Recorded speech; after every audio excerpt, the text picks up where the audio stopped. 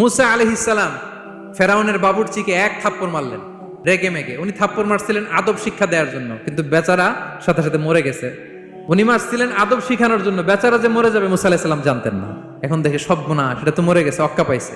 উনি দিলেন দৌড়। মুসা আলাইহিস সালাম দৌড়াতে দৌড়াতে প্রাণ ভয়ে চলে গেলেন আরেক সীমান্তে, মিশর ছেড়ে আরেক এলাকায়। যে দেখে কিছু লোক ধাক্কাধাক্কি করে তাদের উটগুলোকে পানি খাওয়াচ্ছে, আর দুইটা মেয়ে পাশে চুপ করে বসে আছে। উনি বুঝতে পারলেন মেয়েগুলো এই ইয়াং ছেলেদের সাথে ধাক্কাধাক্কি করে টিকতে পারবে না। উনি এগিয়ে গেলেন, বললেন তোমরা পানি খাওয়াবা ওটদেরকে? হ্যাঁ খাওয়াবো, আসো। উনি ওটগুলো নিয়ে সবাইকে সরিয়ে পানি খাইয়ে দিলেন, মেয়েরা চলে গেল।